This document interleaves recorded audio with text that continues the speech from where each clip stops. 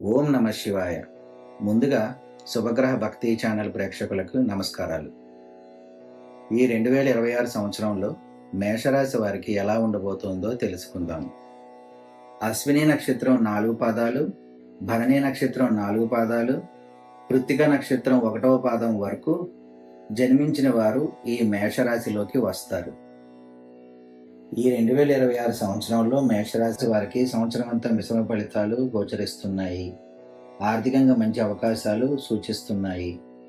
ఉద్యోగంలో పురోగతి కనిపిస్తుంది. ప్రేమ జీవితంలో సంతోషం, ఆస్తులు కొనే యోగం వంటివి ఉంటాయి.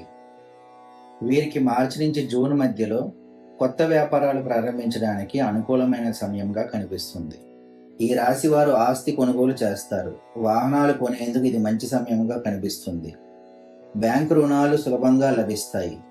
షేర్లు, స్పెక్యులేషన్స్లో లాభాలు వచ్చే అవకాశం బాగా కనిపిస్తుంది. కానీ ఏదైనా సరే ఆచితూచి పెట్టుబడులు పెట్టడం మంచిది. ప్రేమ జీవితం సంతోషంగా ఉంటుంది. పెద్దల అంగీకారంతో ప్రేమ వివాహాలు జరిగే సూచనలు కనిపిస్తున్నాయి. ఈ రాశి వారికి ఏడాది ప్రారంభంలో గ్రహస్థితులు ఒత్తిడి కలిగించిన మధ్య చివరి నెలల్లో పరిస్థితులు మెరుగుపడతాయి. ఆత్మవిశ్వాసం మేషరాశి వారిలో ఎక్కువగా ఉంటుంది. మేషరాశి వారికి ఆత్మవిశ్వాసం ఈ సంవత్సరం ఎక్కువగా ఉంటుంది.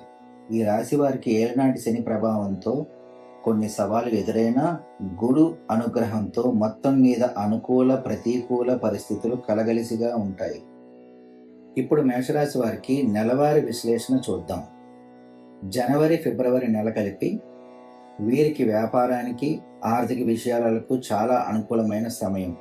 మంచి లాభాలను సూచిస్తుంది. పెట్టుబడులకు ఇది మంచి సమయం. మార్చి నెలలో వ్యాపారంలో చాలా జాగ్రత్త అవసరం. పెట్టుబడులు పెట్టవద్దు. డబ్బు ఎవరికి అప్పుగా ఇవ్వవద్దు. ఏప్రిల్ నెలలో సాధారణంగా మంచి ఫలితాలు సూచిస్తున్నాయి. ఆర్థికంగా పరిస్థితులు చాలా మెరుగుపడతాయి.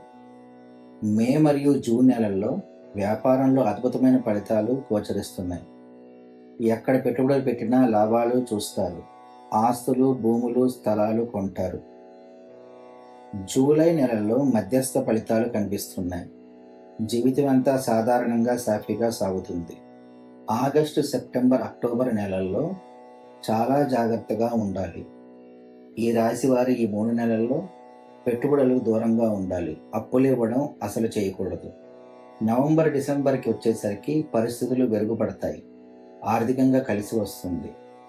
ఏలినాటి శని ప్రభావం ఉన్నా గురువు రక్షణగా ఉంటారు.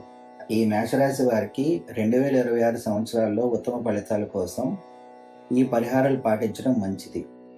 వీరు క్రమం తప్పకుండా ప్రతి శనివారం శనీశ్వరునికి తైలాభిషేకం చేయటం, రాహుకేతు పూజలు జరిపించుకోవటం చాలా శ్రేయస్కరం.